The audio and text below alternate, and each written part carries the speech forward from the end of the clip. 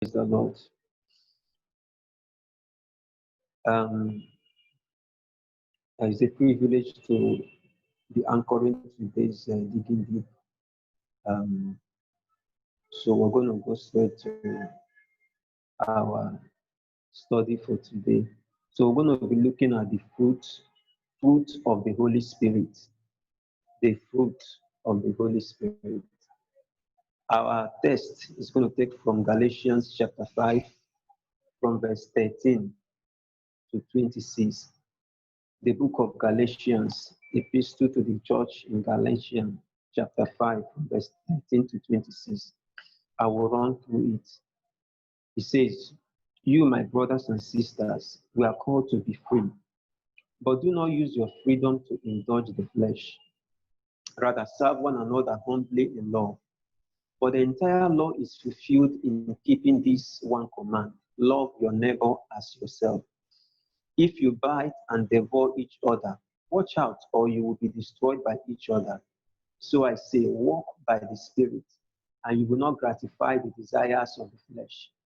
For the flesh desires what is contrary to the Spirit, and the Spirit what is contrary to the flesh. They are in conflict with each other, so that you are not to do whatever you want. But if you are led by the Spirit, you are not under the law. The acts of the flesh are obvious. That's the works of the flesh: sexual immorality, impurity, debauchery, idolatry, witchcraft, hatred, discord, jealousy, fits of rage, selfish ambition, dissensions, factions, and envy, drunkenness, orgies, and the like. I warn you, as I did before, that those who live like this will not inherit the kingdom of God." Verse 22. But the fruit of the Spirit is love, joy, peace, patience, kindness, goodness, faithfulness, meekness, self-control. Against such there is no law. And those who belong to Christ Jesus have crucified the flesh with the passions and appetite and desires. 25. If we live by the Spirit, let us also walk by the Spirit. 26, the last verse. Let us not become vainglorious and self-conceited, competitive and challenging and provoking and irritating to one another, envying and being jealous of one another. May the Lord bless the reading of His word in the name of Jesus. Amen. So, our memory verse will be taking that verse 25 that says, "If we live in the Spirit, let us also walk in the Spirit." So we're talking about the fruit of the Spirit. Every tree is known by its fruit. You cannot go to a mango tree and you find orange. So a fruit is what distinguishes each tree. And we're talking about the fruit of the Holy Spirit. So the fruit of the Holy Spirit is the outcome of the Holy Spirit living in us, dwelling in us, and our yielding to Him.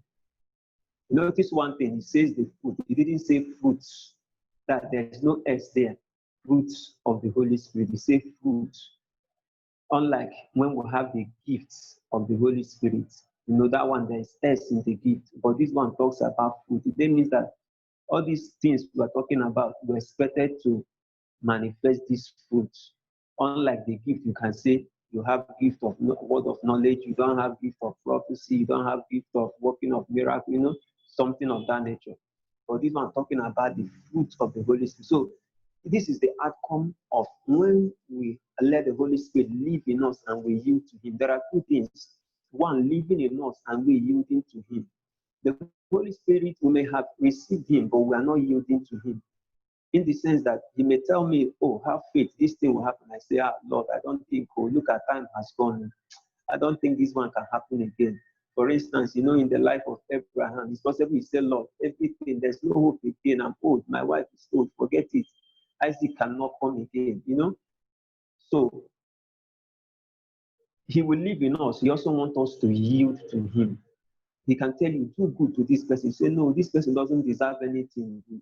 So He can live in us, but if we don't yield to Him, the fruit will not be seen in our day-to-day activity and in our life we walk in.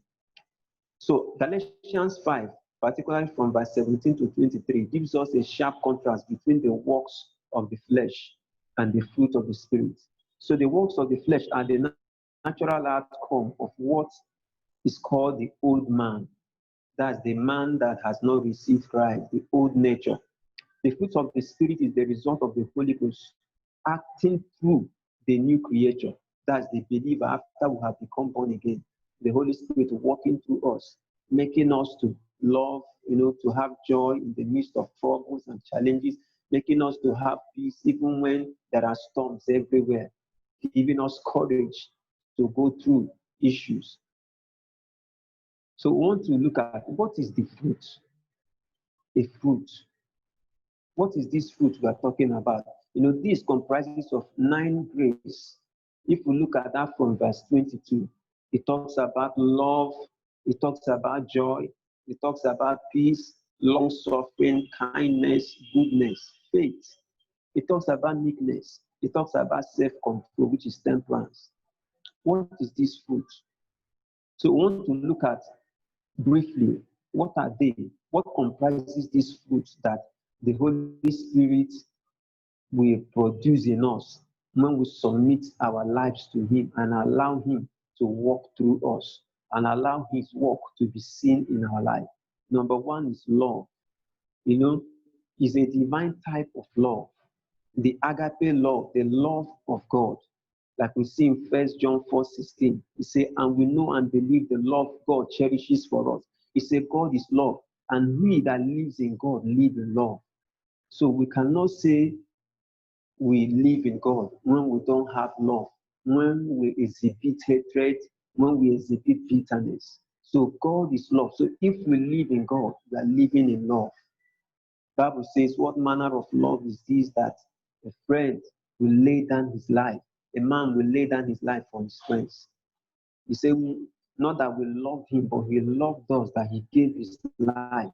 So this is a kind of agape love, a sacrificial love, a love that has no iota of bitterness, a love that was not conditional. That is one of the fruits of the Spirit, that when the Spirit dwells in us and we yield to Him, it's going to manifest through us. We are not going to love because of just what we are going to get. We're going to love unconditionally. That's the love of God flowing through us. Another thing there, we see joy. There's difference between joy and happiness. Happiness depends on what happened. Maybe you got a lot, or you got an appointment, or you got something that you have been looking forward to, or even a surprise, something. Oh, you are happy, you are excited. But joy doesn't depend on situation. Even if you have not eaten since morning and you don't even know where the next meal will come, but there's a joy that comes from the Spirit, a joy that the Spirit of God gives that can flood your heart. That's why Nehemiah was writing. He said, the joy of the Lord is your strength. So there's a joy that doesn't depend on what happens, that doesn't depend on how much you have made today or things that you are looking for that you have seen. It's just the joy that comes from within, that comes from your relationship with God, coming from you having the Spirit of God dwelling in you, comforting you and opening you up into what His plan and purpose is. Philippians 4:4 say, rejoice in the Lord always. He say, again I say rejoice. So there is difference between joy and happiness. So when the Spirit dwells in us and we yield to Him, He gives us that grace to be joyful, even when what we're expecting has not yet happened. Even when it seems as if, things are going from bad to worse, but you have the joy of the Lord. The joy of the Lord is strengthening you, telling you that there's going to be light at the end of the whole thing you are going through. The light of God, the joy of the Lord overflows your heart. Nourish.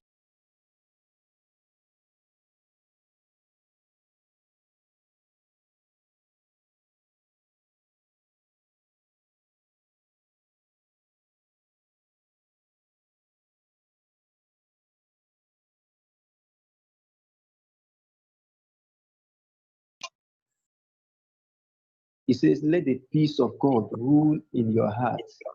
So this is the peace that comes from God. Jesus told his disciples, he said, let not your heart be troubled. He says, you will have tribulation, but be of good cheer, I will overcome. Though there may be trouble, though there may be challenges, though there may be storm, but there's this peace that the Holy Spirit brings about inside of us as we yield to the Spirit of God. As we allow Him to dwell in us, He gives us peace. Another thing is long suffering. Is one of the fruits. Somebody once said that her name was Patience. He said she will change that name. That he doesn't like it. Everything she has to be patient, patient, patient. But I have come to discover something. That patience is a fruit of the Spirit. It's not just about what people may see it to eat on the physical, saying be patient. It's not. It goes beyond be patient, be patient. Even our faith. Many of us have faith, but we are not patient. Because faith, after you have believed God, what God has said, it may happen in 1 hour, it may happen in a day time, it may happen in a week, in a month's time.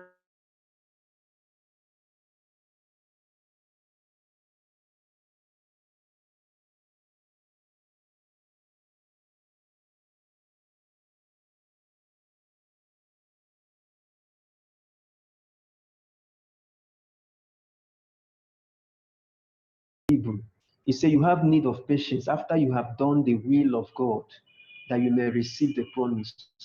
So I want us to see that patience is a very important fruit of the Spirit. In as much as we have faith, God has said this, God has said this, we also need patience. Because patience will make us to follow God through.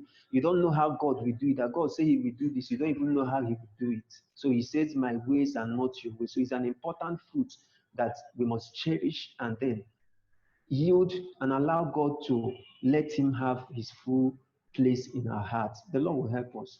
The next one is kindness, kind-heartedness. That's another important fruit that the Lord expects us to, a grace that comes through the help of the Holy Spirit. Another one is goodness, the grace that makes us full of good works. We're not doing it just for what we will gain, but we are doing it so that through it, the name of the Lord Jesus might be glorified. We're doing it as part of our service. It's a fruit of the Spirit, goodness. It flows out of us, full of good works. We are ready to use the resources because we have given ourselves as a living sacrifice. We know what He has given to us, and we are willing to give it out. Another one is faith. The Bible says, without faith, it is impossible to please God, according to Hebrew 11, verse 6. So these are an important fruit that the Lord wants you and I to manifest. The Spirit of the Lord that has brought us to Christ, as we yield to Him, He will help us to bring forth this fruit, so that these are the fruit that the Lord wants to see in our life. Some people do good works just for them to be praised by men, but we are doing it so that through it, the name of the Lord will be glorified. So He wants us to have faith, because without faith, faith is needed for something that has not happened. If what I'm looking for, I've seen it, I don't need faith again, but faith is needed for the unseen. Just like Hebrew 11:1 rather say, faith is the substance of things not seen, evidence of what we are looking for. It means what is not yet visible to the optical eyes. That's where my faith is needed. Another one is meekness. A meek man is one who never revenges, who does not repay evil with evil. God does not want you and I to repay evil with evil. That was the law of Moses. But when Jesus came, according to the book of Matthew chapter 5, he brought a modification to some of those laws. He didn't come to destroy the law, but He came to perfect the law. He said, do not pay back evil for evil. But they say, if your enemy is hungry, give him food, let him eat. Because at the end, you would have showed him the love of God, and he himself or she herself will become ashamed of him or herself. That's the fruit of the Spirit. It's not like the carnal man or the old man will want it, but that's the way of the Lord. He says, my ways are not your ways. The way of the flesh is not the way that the Spirit of God does His own thing. If we see the book of 2 Timothy 2:25, he says, he's talking about the leaders in the church. He says he must be one who will correct his opponent with courtesy and gentleness, in hope that God may grant him that he may repent. So he's not eager to see his opponent being destroyed, but so that man will repent. Because if the opponent is being destroyed, the death of Jesus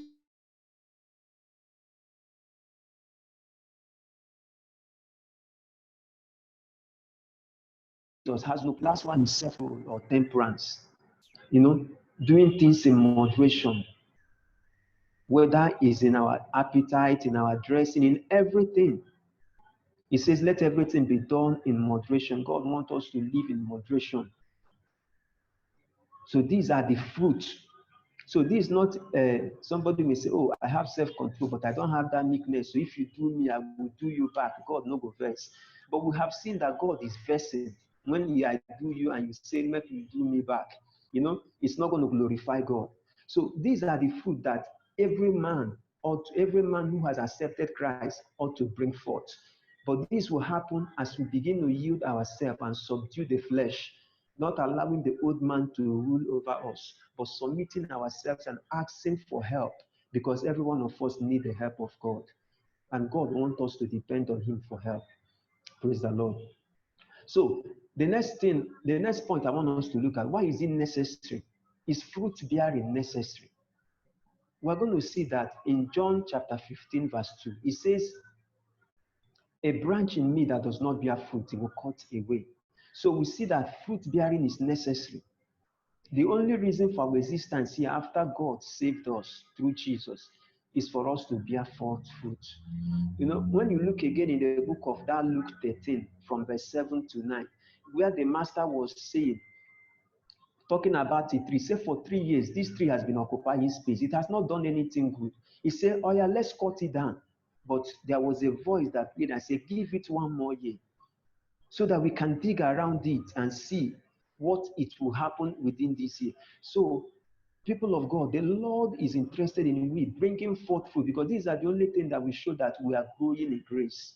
It's not the amount of tongues we speak, but the fruit of the Spirit that is being manifested in us is what will show that we are actually growing in grace. Ability to love the unlovable, ability to be at peace with those people who are looking for your trouble, ability to maintain self-control, not to revenge, to believe God even when it doesn't make sense.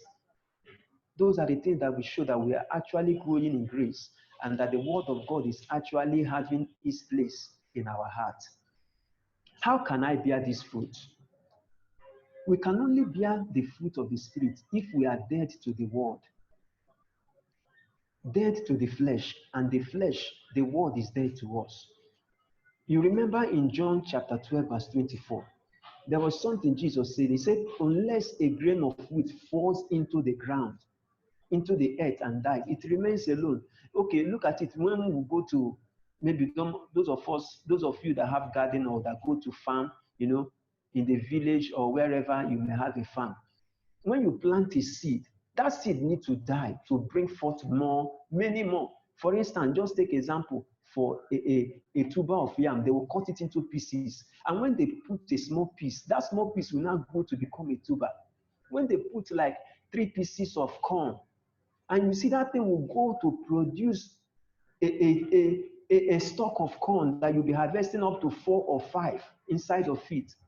So for us to bear fruit, we must die to the world. We must die to hatred. We must die to bitterness. We must die to anger. We must die to malice. We must die to unforgiveness, to the works of the flesh by the help of the Holy Spirit. That's why I say we should put to death our flesh. Put it to death, mortify it, so that it doesn't have dominion over us as children of God. Because this is what we need to bear fruit. So if we are not dead to the world and sin, it will be difficult for us to bring forth fruit. So that's why Paul says, I am crucified with Christ, yet I live. He said, not I that live again, but Christ is living in me. So until when we have, through the help of the Holy Spirit, put to death our flesh, the desires of the flesh, immoral desires that comes up that says, oh, everybody's doing it, let me do it, of doing all sorts of things that we know that doesn't glorify God. The thing is that at times we know those things, but we say, it doesn't matter. Everybody is doing it. I can just do small and then I'll come back to God. But then, these are the things, the little forces that are bound to ruin the vine. The Lord will help us so that we will not take things for granted in the name of Jesus. So it is only those who are filled, who are spirit-filled, that can bear the fruit of the Spirit. So we must allow him to have his way. So how can I know if I am spirit-filled? The type of fruit we bear will tell whether or not we are spirit-filled. The Bible says, by their fruit we shall know them. Matthew 12:33 says, either make the tree good and its fruit good. Because, or you make the tree bad and its fruit bad, because every tree is judged, is known by the fruit it produces. So if we have let the Holy Spirit to dwell in us and to reign in us, then we'll be able to produce the kind of fruit He wants. We will subdue the flesh. We will not let immorality. We will not let bitterness, envy, jealousy ruin us. Grapes do not produce figs. Neither will a spirit believer exhibiting cursing, bitterness, envy, immorality. Some people, the way they curse consciously and unconsciously, they throw curses out and they say they are born again. The Lord will help us. So we need to put to death our flesh so that we don't allow the flesh to be controlling us. Doing things just because you want to belong. You want the people to grab to accept you. Yes, they say if you go to Rome, you behave like Rome. And many times we put things out of context. The Lord will give us understanding in the name of Jesus. Who is the source of this fruit? The source of this fruit we are talking about is God Himself. We cannot bear fruit on our own effort. The Bible says, by strength shall no man prevail. We need Jesus to help us. In John chapter 15, verse 4, Jesus says something. He said, abide in me and I in you. Just as a branch cannot bear fruit by itself, except it abides in the vine. No branch can do things on its own without the vine that is deep rooted inside the earth, taking the nutrients and then supplying into the branch. So He said, abide in me and let my words abide in you. For without me, you can do nothing. So without Christ, we can do nothing. God is the source of all goodness. So He wants us to bring forth fruit. And this fruit is not going to be by our own ability, but it's going to be by we continually abiding in Him, abiding in His word, and letting His word abide in our hearts, and taking strength from Him, because He is our source. We are not of our own. The Bible says, by strength shall no man prevail. Praise the Lord. So the question I have here, but I don't need your answer. I just want us to meditate on it and answer ourselves. Are you fruitful? Do you wish to be fruitful? Do you wish to bring forth the fruit of the Spirit? We're going to pray. I want us to call upon the Lord. It says, call upon me. The Bible says, whoever will call upon the Lord for help will be saved. I want us to pray and say, Father, help me to bring forth fruit in the name of Jesus. Help me to be fruitful. Help me to bring forth fruit of the Spirit, fruit that will edify your name, fruit that will glorify your name. Help me, Lord. Bible says, not of he that will, not of he that runs, but of God that showeth mercy. I want us to ask God for grace this day to bring forth fruits, fruit of the Spirit, fruit of love, of peace, of temperance, of patience, of long suffering, of self-control, of meekness. Ask the Lord, help me. He said, whoever will call upon the name of the Lord for help will be saved. Let's ask the Lord to help us this day. Let's close our eyes. Let's pray. In a minute, let's ask, Father, help me to bring forth fruit. I don't just want to be a preacher, a teacher, or whatever they may call it, a worker, but I want to be a doer of your word. I want your word to live in me, and I want to practice your word. I don't just want to be talking and talking. I want to walk in the light of your word. Help me, Lord. Help me, Lord, for I cannot help myself. Lord, I receive grace today, Lord. I yield my spirit, I yield my soul, I yield my body. Oh, that your spirit will have dominance over me, that your spirit will have its right of place in me. Help me, oh Lord, to be a true representation of Christ, oh Lord, consciously and unconsciously. Help me to love, help me to walk in peace. Help me, oh Lord. Let the fruit of the Spirit be seen in everything I do, Lord. Help me to conform to the image of Christ. Thank you, Father. In Jesus' mighty name we have prayed. Amen. Praise the Lord. Hallelujah.